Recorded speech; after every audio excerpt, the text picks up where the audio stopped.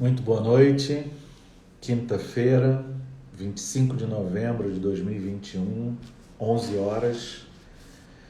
Nós estamos realizando o estudo do Evangelho no Lar, uma prática sugerida pelo Mestre Jesus quando ele esteve aqui na Terra.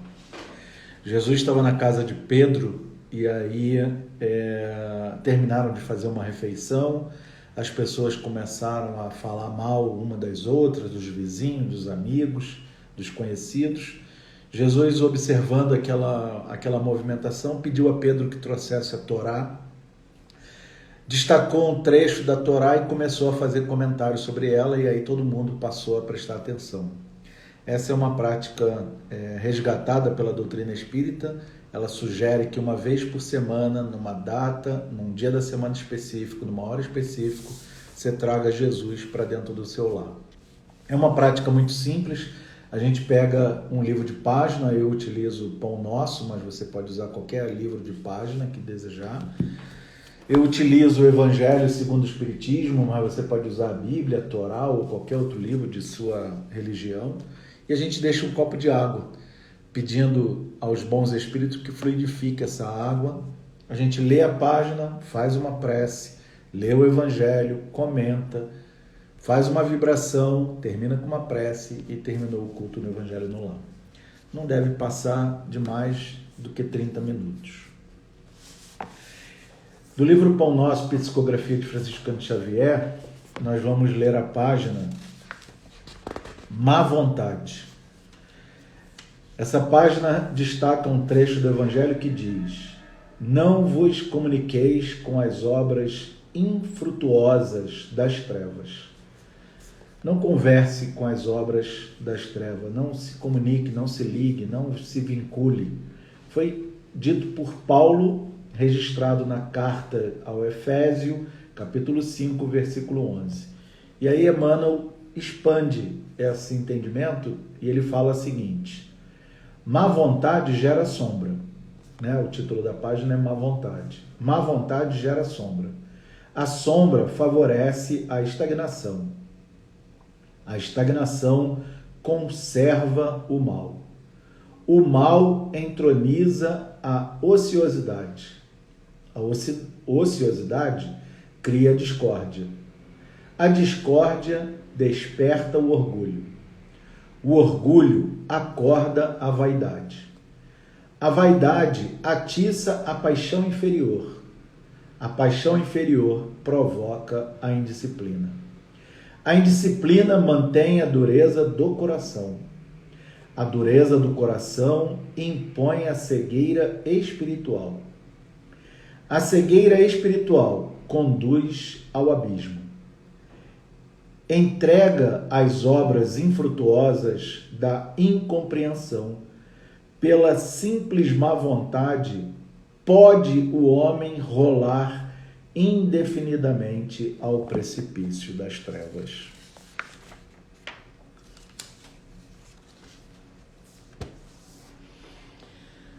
Senhor Deus, amigo e companheiro Jesus, amigo anjo da guarda, todos os irmãos e a humanidade que trabalham pela luz, pelo bem, pela paz, amigos nossos que desencarnaram, gratidão a todos vocês por tudo que têm feito por mim. Gratidão a vocês também que nem lembro e nem conheço a sua existência na atual existência, mas que me auxiliam de alguma forma, que me dão coragem, que me dão paciência. Gratidão a todos os meus antepassados, a meu pai e a minha mãe, a meus irmãos, Fábio, Flávio e Flávia, a minha família direta e indireta, a minha companheira, a todos, absolutamente todos, que de alguma maneira me assiste, me ampara, me protege. Gratidão por tudo. Ficai conosco, Jesus, hoje, agora e para todo sempre, que assim seja. A página de abertura da noite de hoje ela é muito significativa, né? assim como da semana passada, Emmanuel começou com uma pequena ação. Na semana passada foi a boa vontade descobre o trabalho. E agora a má vontade gera sombra. E ele vem no desenrolar de tropeços, começa com a má vontade, termina com a cegueira espiritual, e quando o homem entra nessa linha de ação, ele rola indefinidamente no precipício das trevas. E é fácil cair nesse precipício. Basta que a gente tenha a má vontade. E essa má vontade tem muitas situações diferentes, muitas ocorrências diferentes, muitos fatos diferentes. E como as coisas se encaixam, né? Na página de abertura falava da má vontade, e a gente está lendo o Evangelho no capítulo 8. Bem-aventurados que têm puro coração. E aí na noite de hoje caiu para a gente: escândalos. Se a vossa mão é motivo de escândalo, cortai-a. E aí as pessoas geram uma série de confusão em cima disso. Então vamos começando o Evangelho, né, a Bíblia, registrado em Mateus no capítulo 18, do versículo 6 a 9, e no capítulo 5, do item 29 e 30. Jesus falou: se alguém escandalizar a um desses pequenos que crê em mim, fora melhor que lhe atasse ao pescoço uma dessas mós, que um asno faz girar e que o lançarem no fundo do mar. Pesado isso, né? Ai do mundo por causa do escândalo, pois é necessário que venha escândalos. Mas ai do homem por quem o escândalo venha. Tende muito cuidado em não desprezar um desses pequenos. Declaro-vos que seus anjos no céu veem incessantemente a face de meu Pai que está nos céus, porque o Filho do Homem veio salvar o que estava perdido. Se a vossa mão ou o vosso pé é objeto de escândalo, cortai-o e lançai-o longe de vós. Melhor será para vós que entrais na vida tendo um só pé ou uma só mão, do que terdes dois e serdes lançado no fogo eterno. Se o vosso olho vos é objeto de escândalo, arrancai-o e lançai-o longe de vós. Melhor para vós será que entreis na vida tendo um só olho, do que terdes dois e serdes precipitado no fogo do inferno. Interessante como ele fala, né? E as pessoas dizem que na Bíblia não fala de reencarnação.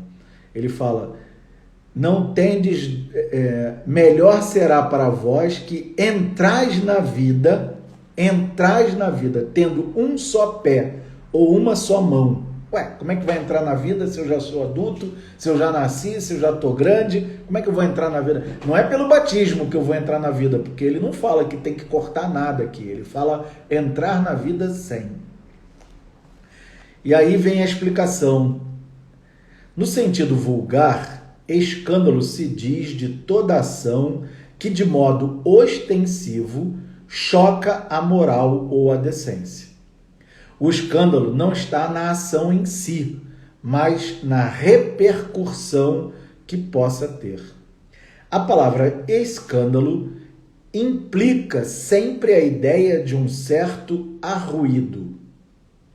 Muitas pessoas se contentam em evitar o escândalo, porque seu orgulho sofreria com ele e a consideração de que desfrutam ficaria diminuída entre os homens, desde que as suas torpezas fiquem ignoradas.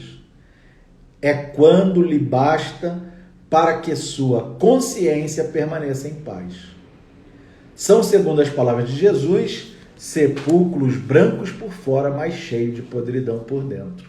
Vasos limpos no exterior e sujo no interior. No sentido evangélico, aqui a gente pode falar da questão da traição, né? A pessoa trai o marido trai a esposa trai o marido, desde que ninguém saiba, não tem problema nenhum. Não houve escândalo, não houve o fato de pegar. A gente pode falar do sócio que rouba o outro sócio, a gente pode falar do funcionário que rouba o patrão ou do patrão que rouba o funcionário. Desde que ninguém saiba, não houve escândalo, está tudo certo. E aí é o sepulcro caiado de branco por fora e cheio de podridão por dentro. No sentido evangélico, a acepção da palavra escândalo, tão frequentemente empregada, é muito mais geral, razão pela qual, em certos casos, não se compreende o seu significado. Já não é somente o que choca a consciência alheia, é tudo o que resulta dos vícios e das imperfeições dos homens. Toda reação má de indivíduo a indivíduo, com ou sem repercussão. O escândalo, neste caso, é o resultado efetivo do mal moral. É preciso que haja escândalo no mundo, disse Jesus, porque os homens, em razão de sua imperfeição, se mostram inclinados a praticar o mal. E porque as más árvores dão maus frutos. Deve-se, pois, entender por essas palavras que o mal é uma consequência da imperfeição dos homens e não que haja para estes obrigação de praticá-lo. Então, existe o mal, mas eu não sou obrigado a fazer o mal. Deve-se, pois, entender por essas palavras que o mal é uma consequência da imperfeição dos homens e que haja para estes obrigação de praticá-la. É necessário que o escândalo venha, porque, estando em expiação na terra, os homens se punem a si mesmos pelo contato de seus vícios, cujas primeiras vítimas são eles próprios e cujo inconveniente acaba por compreender. A pessoa que conta muita mentira, quando alguém mente alguma coisa dela, ela fica extremamente magoada. Nossa, mentiram da minha vida, eu não fiz isso. Só que ela mente o tempo todo. Então, não precisava mentir absolutamente nada, mas ela escolhe viver a vida dela mentindo. E quando alguém mente para ela, ela sente uma dor ferrenha. Então, é o que ele coloca aqui. Vítimas eles próprios e cujo inconveniente acabam por compreender. Ou seja, quando sofre na pele, para de fazer. Quando estiverem cansados de sofrer devido ao mal, buscarão o remédio do bem. Ou seja, aquele que sofreu uma calúnia, mas caluniava todo mundo, pode despertar e parar de caluniar as pessoas. A reação desse vício serve, pois, ao mesmo tempo de castigo para uns e de provas para outros. É assim que do mal Deus faz emergir o bem e que os próprios homens utilizam as coisas mais ao seu valor. Sendo assim, dirão, o mal é necessário e durará sempre, porque se desaparecesse, Deus se viria privado de um poderoso meio de corrigir os culpados. Logo, é inútil tentar melhorar os homens. Mas, se não houvesse mais culpados, já não haveria necessidade de castigo. Suponhamos que a humanidade se transforme e passe a ser constituída por homens de bem. Nenhum pensará em fazer o mal ao seu próximo e todos serão felizes por serem bons. Tal é o estado dos mundos adiantados. Outros planetas com outras civilizações mais adiantadas do que a Terra. Tal é o estado dos mundos adiantados, dos quais o mal foi excluído. Tal virá a ser o da Terra, quando houver progredido bastante. Mas enquanto alguns mundos se adiantam, outros se formam, povoados de espíritos primitivos e que, além disso, servem de habitação, de exílio e de lugar de expiação para os espíritos imperfeitos, rebeldes, obstinados no mal, expulso de mundos que se tornaram felizes. Deus não desperdiça nada. Ninguém pode evoluir sem merecer.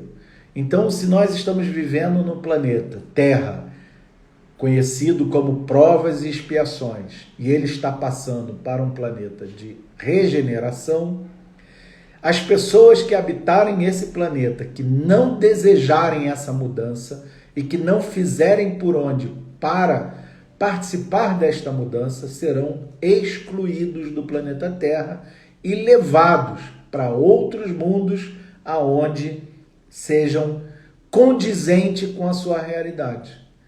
Então a gente está atravessando esse processo de Covid, que agora já melhorou bastante em função das vacinas que surgiram, mas milhões de espíritos desencarnaram e muitos desses milhões já não vão encarnar no planeta Terra. Eles serão caminhados para outros mundos, condizentes com a sua realidade moral. Tem um amigo que desencarnou, tem uma amiga que desencarnou, que são pessoas extremamente boas. Muito possivelmente, eles desencarnaram pela Covid e vão para um mundo mais adiantado do que a Terra. Porque aqui, talvez eles já não precisem mais estar, porque não tem mais nada para aprender. Conheço pessoas também que são extremamente difíceis e desencarnaram pela Covid. Possivelmente também vão para outros mundos, onde o adiantamento moral seja compatível com o seu entendimento, com a sua prática. Então, não existe castigo, punição, nada. Deus é amor e só nos ama. E tudo que acontece na nossa vida é para nos impulsionar, para nos empurrar para o melhor de nossas existências. E aí continua aqui. Mas ai daquele por quem venha o escândalo, né? O marido que trai a mulher, o sócio que rouba o sócio, o funcionário que rouba o patrão que rouba o funcionário, eles estão errados na sua conduta. Então, ai daquele por quem venha o escândalo, por quem esteja fazendo aquela prática equivocada. Quer dizer que o mal, sendo sempre o mal, aquele que serviu sem o saber de instrumento à justiça divina, aquele cujo mal instinto foram utilizados, nem por isso deixou de praticar o mal e de merecer punição.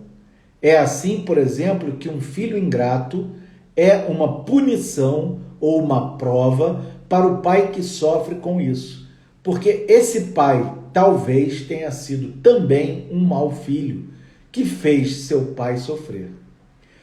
Passa ele pela pena de talião. Mas mesmo essa circunstância não pode servir de desculpa ao filho que, por sua vez, terá de ser castigado em seu próprio filho ou de outra maneira.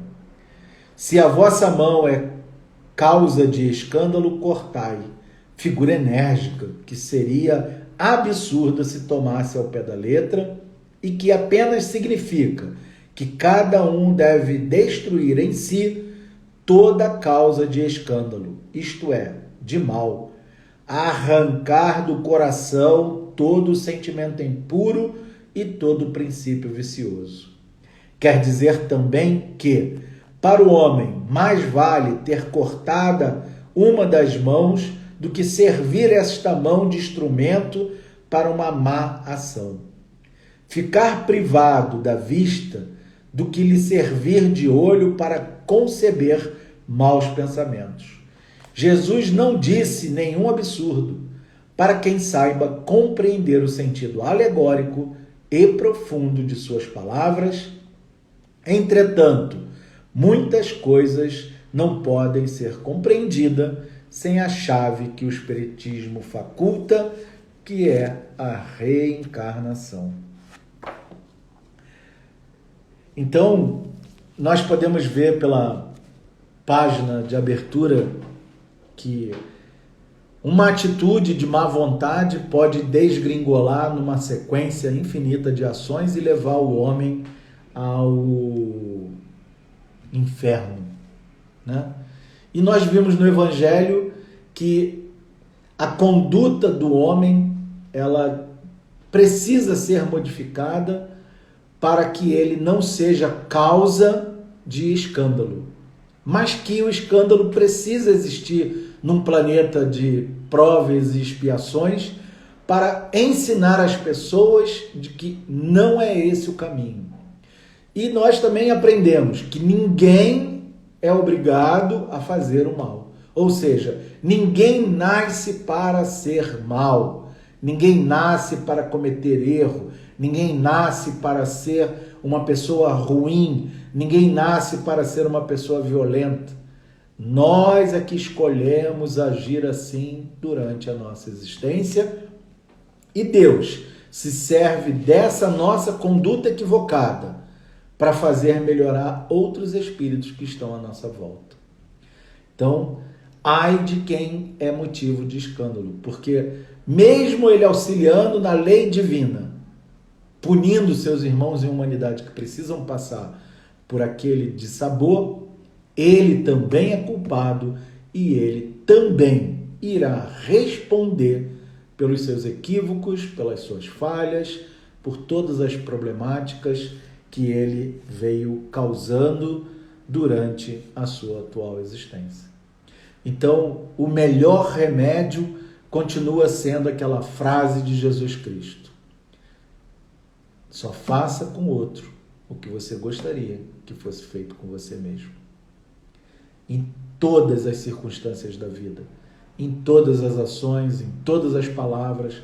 Quando você resolver destratar o porteiro do prédio onde você mora, você pensa: caramba, e se fosse eu? Eu gostaria de ser tratado dessa maneira? Não? Então não vou falar com ele assim. Mesmo que ele esteja errado, mesmo que ele esteja equivocado, mesmo que ele esteja alterado, mesmo que ele esteja fulo da vida e esteja tratando você mal, você vai olhar para ele e vai pensar: eu gostaria de ser tratado assim? Não? Então não vou fazer. Porque a única forma da gente se modificar para melhor é lutando conosco mesmo, com o nosso ego, com a nossa vaidade, com a nossa prepotência, com a nossa arrogância.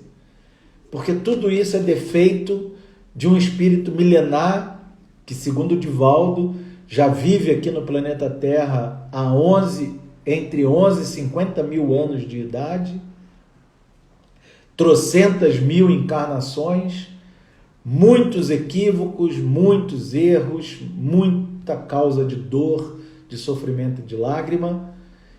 E hoje, se a gente já consegue reconhecer nas nossas ações que isso não é algo positivo, é um explícito sinal de que estamos evoluindo. Mas evoluir só na cabeça, evoluir só no pensamento, evoluir só dentro de nós, não resolve. A gente precisa praticar. A gente precisa encontrar a situação difícil e falar assim: opa, não é por aí que eu quero ir. Não é mais por aí que eu quero ir. Eu, essa semana, mandei um link de um vídeo para minha filha e a minha filha me retornou uma mensagem bem chateada porque ela não concordou com a proposta do vídeo e tal e tudo mais. E se fosse em outros tempos, eu ia tentar debater e tentar convencer ela de que a mensagem era bacana. E hoje eu simplesmente me limitei a agradecer a ela, a compartilhar a opinião dela comigo. É a opinião dela, foi como ela entendeu, como ela aceitou. Então, se nós fizermos assim, sobre todas as circunstâncias, quando alguém chegar para nós com alguma coisa que não é exatamente aquilo que a gente gostaria que fosse, deixa com ele. É dele, não é seu, não é nosso. Então, o meu despertador aqui já me avisou do tempo que eu determinei para o estudo, a gente vai fazer agora uma mentalização, uma vibração. E antigamente eu fazia essa vibração em prol das pessoas da Covid, mas uma pessoa muito especial me alertou, falou, por que só pela Covid? Não por todas as pessoas do mundo. Gratidão a ela por isso. Então, eu vou convidar a todos nós para fecharmos os nossos olhos,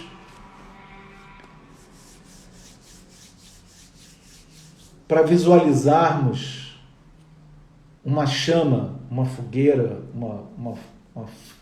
uma chama na cor violeta da transmutação de Saint-Germain. E aí, de olhos fechados, nós vamos ver aquela chama na nossa frente e nós vamos respirar fundo, enchendo o nosso pulmão de ar. Só que o ar não vai vir transparente, ele vai vir da cor violeta dessa fogueira. E nós vamos encher o nosso pulmão com esse ar e vamos segurar. Podemos contar até 4, até 5, 6 ou 7, aquilo que for confortável para nós. E vamos exalar de novo esse ar. Só que quando a gente exalar esse ar, essa fogueira, essa chama vai aumentar de tamanho.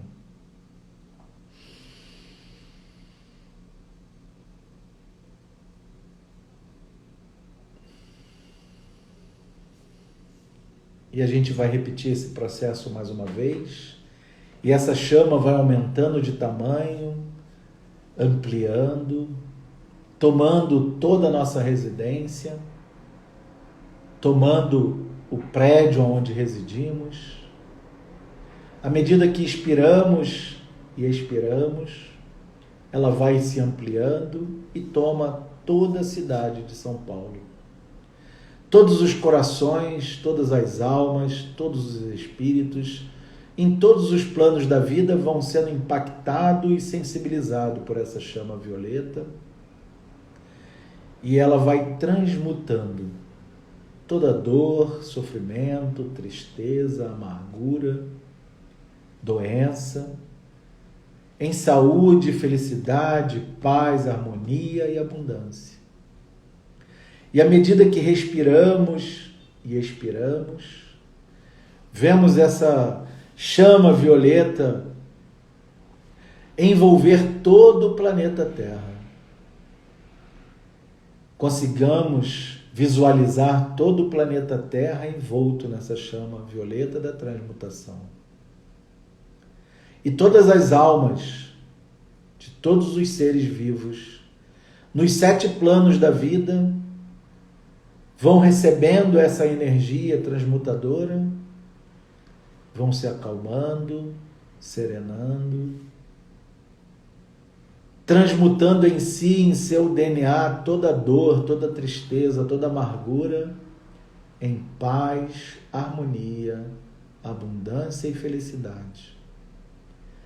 E aí percebemos agora a figura de Saint-Germain se unindo a nós, a nosso pensamento, e de seu coração sai um raio violeta de tanta intensidade que se junta a nós e amplia ainda mais essa nossa vontade de cura e de transformação do planeta. Percebemos um sorriso no rosto de Saint-Germain, abençoando essa nossa prática, agradecendo por nós estarmos atuando nesse sentido. E aí aparece a figura do Cristo, com um sorriso largo, agradecido pela nossa boa vontade, do trabalho do bem, e do coração do Cristo sai uma luz tão branca e cristalina que amplia muitas vezes essa vibração transmutadora da chama violeta. E com o amor de Saint-Germain e de Jesus Cristo, conseguimos chegar aos mais baixos níveis de vibração deste planeta, transmutando todas as energias deletérias de todas as almas e de todos os seres.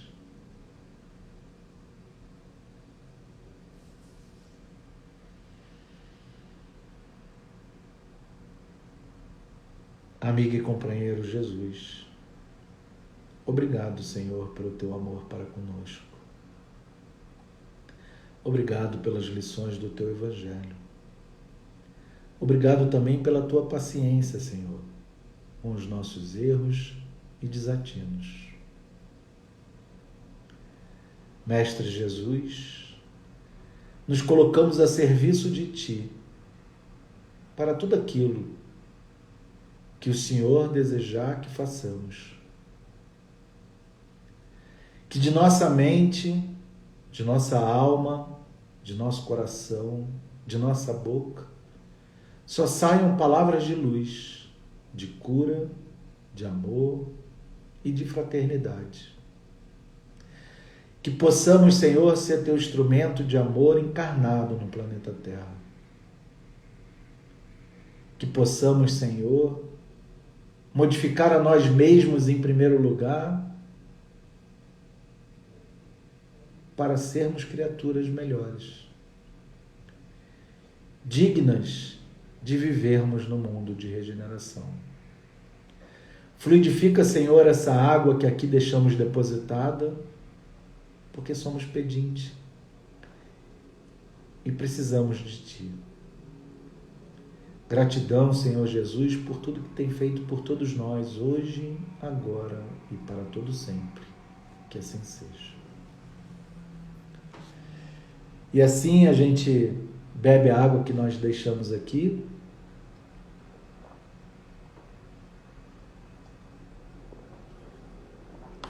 E agradecemos a participação de todos que estiveram conosco, convidando para na próxima quinta, 23 horas, estarmos aqui mais uma vez. Gratidão.